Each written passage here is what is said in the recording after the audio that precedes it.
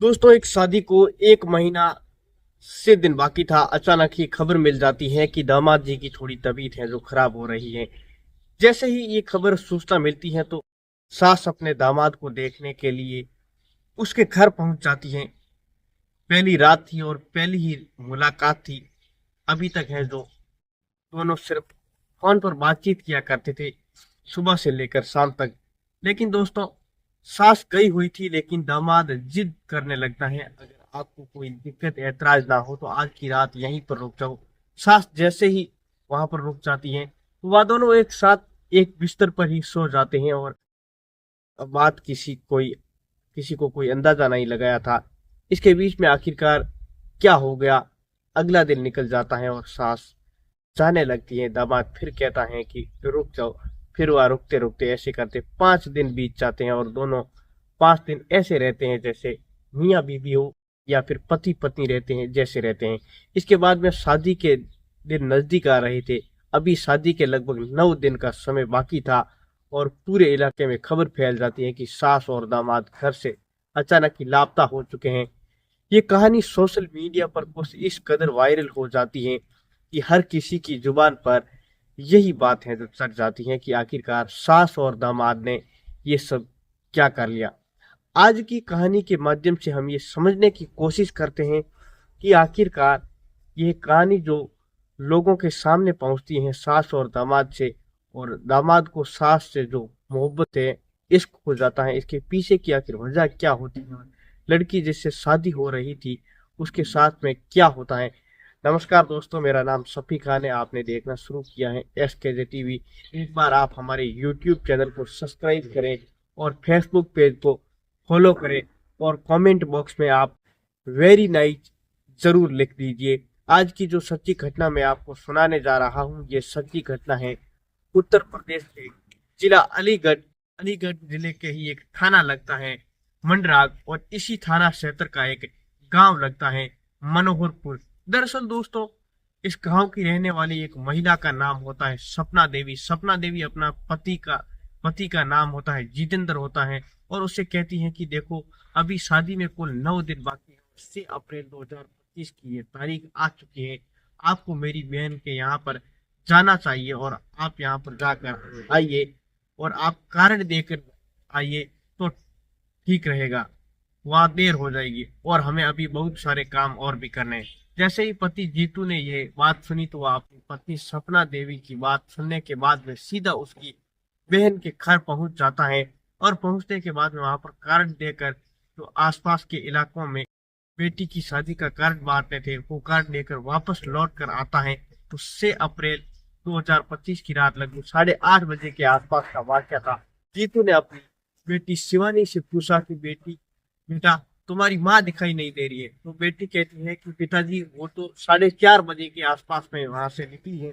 ये कहकर कि मैं बाजार जा रही हूँ, मुझे कुछ खरीदारी करनी है और थोड़ा सा वक्त लग जाएगा। जैसे ही पिता ने ये बात सुनी तो उससे है जो अपनी पत्नी को फोन लगाया। फोन लगाने के बाद में अपनी पत्नी से बातचीत करने की जैसे ही वह कोशिश करता है तो पत्नी कहती है कि बस मैं पहुंचने ही वाली हूँ। यानी कि अगले 1 घंटे तक, रात के 8:30 बजे से लेकर 9:30 बजे तक लगातार फोन लगाया जाता है। और उसकी जो पत्नी होती है शिवानी, पत्नी जो सपना होती है, वो सपना है कोई ना कोई बहाने बना रही थी, अभी आने ही वाली हूँ, थोड़ी देर में आऊंगी, इस तरीके के बहाने कर रही थी। 1 घंटे से ज्यादा का समय बीत चुका था। पता नहीं चलता है कि अचानक अब नंबर भी स्विच ऑफ हो जाता है। लेकिन नंबर स्विच ऑफ हुआ था तो आखिरकार ये पता चल चुका था कि किसके साथ है और वो लड़की किसके साथ थी। जितेंद्र और जीतू ने अपने दामाद को फोन लगाया। फोन लगाने के बाद कहा कि मुझे पूरी पूरी जानकारी है, जो मेरी पत्नी यानी कि सपना देवी है वो तुम्हारे साथ है, मेरी बातचीत कराओ।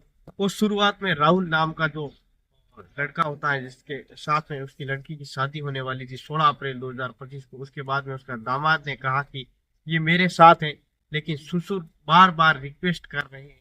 आखिरकार राहुल ये कहने लगता है कि इसकी आप अब चिंता मत करो, इसकी चिंता छोड़ दीजिए। 18 साल से तुम इसके साथ रह रही हो और इसको परेशान किया, तुमने इसको कितना टॉर्चर किया है, तुम्हें ऐसा बिल्कुल भी नहीं करना चाहिए था। अब है जो पूरी तरीके से इनका मैं ही ख्याल रखूंगा, दामाद कहता है, और पूरी तरीके से इनके साथ रहूंगा और देख लेना इन्हें किसी तरीके की कोई दिक्कत, कोई परेशानी नहीं आने दूंगा। जैसे ही ये बात उसके ससुर ने सुनी, आखिरकार ससुर होता है जिसका नाम होता है जितेंद्र, उसके पैरों तले जमीन खिसक जाती है कि दामाद सासू को लेकर कैसे भाग सकता है। दामाद ने ये सब क्या बात कर रहे हैं, और 10:30 बजे के आसपास का वक्त हो रखा था।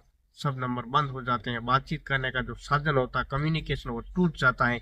जितेंद्र होता है सोच सोच के परेशान था कि आखिरकार उसकी पत्नी ने है तो किया तो क्या किया, कह नहीं सकते। वो इंतजार कर रहा था कि हो सकता है पूरी रात निकल चुकी हो, सुबह हो जाए, और बैठे बैठे इंतजार कर रहा था, दरवाजे पर लगातार टकटकी लगाए बैठा था कि कब उसकी पत्नी सपना आएगी। और उसके जो सारे डाउट हैं उसको लग रहा था वो सारे डाउट सिर्फ डाउट में ही बदल जाएंगे, उसकी पत्नी है जो वापस आ जाएगी। पूरी रात निकल जाती है। इसके बाद में जीतू है जो आसपास के लोगों से, पड़ोसियों से बातचीत करता है, अपने रिश्तेदारों से बातचीत करता है, परिवार के लोगों से है जो बातचीत करता है, और कहता है कि उसकी जो पत्नी है वो अचानक से है कहीं गायब हो गई है, पता नहीं है कहाँ गई, किस हाल में है। तभी घर वालों ने, परिवार वाले कहते हैं, बिल्कुल परेशान मत हो, पहले है जो घर में देखो, घर घर है, दिक्कत कोई परेशानी तो नहीं हुई है। घर की जो अलमारियां थी, घर की जो चीजें थी वो देखी जाती हैं तो पता चलता है कि घर में लगभग 5 लाख नकदी गायब थी, साथ ही लगभग 5 लाख के जेवरात थे वो भी गायब थे। इतना है जो देखने के बाद में उसकी पत्नी है जो गायब हो चुकी थी, दूसरा कि इसकी नकदी और जेवरात भी सारे के सारे गायब हो चुके थे। अब यह जो ये व्यक्ति बहुत ज्यादा परेशान हो जाता है तो अपने ही कुछ साथियों को लेके नजदीकी पुलिस स्टेशन में पहुंच जाता है। वहां पर जाने के बाद में वो कहानी सुनाता है और कहता है कि साहब, अक्टूबर 2024 की बात है। राहुल नाम का एक लड़का, जिसकी उम्र लगभग 20 साल के आसपास में होती है, उसके पिता का नाम होलाल है, जो कि गांव के मसरिया थाना दरों का रहने वाला है। मसरिया नंगला थाना दरों का रहने वाला है, जिसकी तहसील सर्रा लगती है, जिसका जिला है जो अलीगढ़ लगता है। और उसकी बेटी की है जो शादी तय हुई थी, बेटी जो कि उसकी 8वीं क्लास तक है जो पढ़ी हुई है, उसका नाम शिवानी है। इन दोनों की है जो शादी तय हो गई थी। ये लगभग अक्टूबर 2024 के आसपास की बात है। इसके कुछ ही दिनों बाद में लगभग 1 महीना या 1.5 महीना या 2 महीना बीत, और सास और दामाद दोनों आपस में है जो बातचीत शुरू कर देते हैं। दरअसल दोस्तों, ये रिश्ता ऐसा लग रहा था, तब वो बीच बीच में आ जाया करता था। वो कर्नाटक की राजधानी बेंगलुरु में रहकर फेरी का काम करता है, कपड़े का है जो व्यापार करता है, गांव गांव में जाकर, शहर शहर में जाकर कपड़ा बेचता है। इस तरीके का है जो उसका बिजनेस है, इस तरीके का उसका व्यापार है। वो घर पे काम करता है। अब जब है जो घर में है जो वो फोन करता था उसका पति, तो उसको पता चलता है कि उसकी पत्नी है जो दामाद से लगातार बात कर रही है। जब देखो, जब 24 घंटों में लगभग 14 से 15 घंटे वो दामाद से ही बातचीत किया करती थी, तब तक तो है जो कोई किसी को शक नहीं था। लेकिन अब है जो उसका शक यूं गायब होना बहुत ज्यादा परेशान कर रहा था। जब उसकी है जो अंतिम बार बातचीत हुई थी तो उसने कहा कि शादी को 18 साल हो गए हैं, तुमने 18 साल में इन्हें कितना परेशान किया है, अब तुम्हें है जो साथ, ये तुम्हारे साथ नहीं रहेगी, उसके साथ, दामाद के साथ रहेगी, उसका है जो पूरी तरीके से ख्याल रखेगी। साहब, उसकी पत्नी को ढूंढ दीजिए। घर से 5 लाख रुपए, 5 लाख की नकदी, लगभग 5 लाख के जेवरात गायब है। बेटी का रो रो कर बुरा हाल हो रहा है, आखिरकार करें तो क्या करें। तब वो है जो उससे पूछते हैं कि वो कैसे मिले, कैसे बातचीत हुई। तो उसने कहा कि पहले तो है जो वो सिर्फ बातचीत किया करते थे फोन पर, लेकिन उसके पास में फोन पहुंचता है उस वक्त वो बेंगलुरु में ही अपना काम कर रहा था। पत्नी सपना देवी कहती है कि दामाद जी की थोड़ी तबीयत है जो खराब है, पता चला है कि उन्हें जाकर है जो देखना चाहिए। तब जब जब बात आती है, वह खुद कहता है कि तुम वहां जाओ। पत्नी खुद वह कहती है कि मैं सुबह जाऊंगी और शाम को वापस लौट कर है तो आ जाऊंगी। लेकिन वो एक तारीख आती है, ना 2 तारीख को आती है, ना 3 को आती है, ना 4 को आती है, ना 5 को आती है। वह 5 तारीख तक लौट कर नहीं आती है। वो रात अपने दामाद के साथ रहती है। तब तो हमें अंदाजा बिल्कुल भी ये ऐसा नहीं था, लेकिन अब है जो साफ साफ अंदाजा लग रहा है कि इन दोनों के बीच में पहली बार 1 मार्च या 2 मार्च, 3, 4, 5 मार्च के बीच में जो फिजिकल रिलेशन बने थे उन दोनों के दूसरे के बाद में बहुत ज्यादा वे करीब आ चुके हैं। शायद इन दोनों का प्यार है जो परवान चढ़ जाता है, इसलिए है जो इसे दामाद आप हमारी मदद कीजिए। पुलिस वालों ने कहने लगते हैं, पुलिस वाले कहते हैं ठीक है, तो इस मामले की जांच करते हैं, पड़ताल करते हैं। दोनों का जो नंबर है वो अपने पुलिस वाले हैं जो सीडीआर पे लगाए जाते हैं। कॉल डाटा कोड निकालने की पुलिस वाले कोशिश करते हैं। साथ में जो उनकी लोकेशन थी उनके बारे में भी है जो पता करने की लगातार कोशिश की जा रही थी। आखिरकार इस मामले में है जो पुलिस जांच पड़ताल में जुट जाती है, ये पता लगाने की कोशिश करती है कि आखिरकार ये जानकारी जुटाई जाती है कि खुद जितेंद्र से है जो बातचीत हुई थी, उनसे पूछा कि तुम दोनों की शादी कब हुई थी और तुम्हारी है जो पत्नी है, हालांकि पत्नी का असली नाम है जो सपना देवी, लेकिन उन्हें प्यार से सपना देवी बुलाते हैं। लेकिन दोस्तों वो सपना देवी बहुत कम नाम आपने सुना होगा, ऐसा कम नाम मिलता है, इसलिए है जो उसने बार बार सपना ही कहते थे। साल 2007 की ये बात है। जयरामपुर में एक गांव लगता है, थाना लगता है मिरहेची, और एटा उत्तर प्रदेश का एक जिला है। 2007 में उनकी पहली शादी होती है, एक बेटी पैदा होती है, उसके बाद एक बेटा पैदा होता है, फिर एक बेटा, ऐसे करके उनके 3 बेटे हो जाते हैं।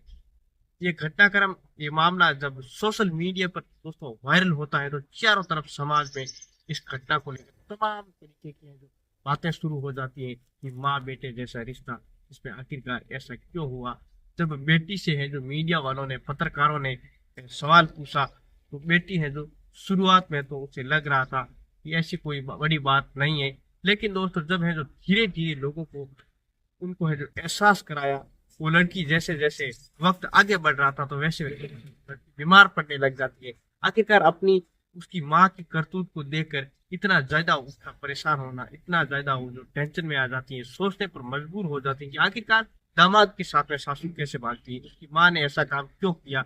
एक पत्रकार ने उनसे पूछा कि आप क्या कहना चाहती हो, उसने कहा कि बस अपनी माँ से है जो एक बात कहना चाहती हूँ, जो भी लगती है, जो भी जेवरात पैसे लेके वो भाग गई है अपने बात के साथ, वो वापस लेकर आ जाओ, इसके अलावा है जो तुम्हें हमें हमें कुछ नहीं चाहिए। ये सब बात एक पत्रकार ने जितेंद्र से भी पूछा, तुम क्या कहना चाहते हो, तो वो कहता है कि बस मैं पुलिस प्रशासन से एक ही अपील करना चाहता हूँ कि मेरी आंखों के सामने मेरी पत्नी को ला कर दे दो। मैं अपनी पत्नी से ये पूछना चाहता हूँ कि आखिरकार है जो तुमने अपनी बेटी के लिए इतना बुरा क्यों किया। दोस्तों दामाद और लड़की यानी कि सास की लगभग 38 साल है और दामाद की उम्र लगभग 20 साल के आसपास है। दोनों ही बालिकें, भारत का जो कानून है वो कहता है कि 18 साल से ऊपर होने के बाद में अपने फैसले खुद ले सकते हैं। वह खुद जानते हैं कि इसका फैसला अच्छा है या बुरा है, इसके हैं जो क्या नतीजे हो सकते हैं, इसलिए उन्हें उन्हें सोच समझ कर फैसला लिया है। यदि सास ये जिद पर आ जाए उसे अपने दामाद के साथ ही रहना है तो शायद जितेंद्र भी नहीं, कोई भी नहीं, कोई कुछ नहीं कर सकता, दोनों साथ ही रहेंगे। हालांकि इस मामले में जो शिकायत दी गई है 5 लाख के साथ नकदी जेवरात की जो शिकायत फरार हुए थे पैसा और गहने लेकर, इस मामले में जरूर कुछ हो सकता है। भविष्य में ये तब बात हो जाए अगर ये अपराध सिद्ध हो जाए, लेके ही भागे हैं सामान वगैरह कुछ चोरी करके लेके भागे कुछ नीचे से, तो इसका कोई कुछ वैसे तो इसका कोई कुछ बिगाड़ नहीं सकता। चोरी वाले मामले में है तो ये फंसने की संभावना है।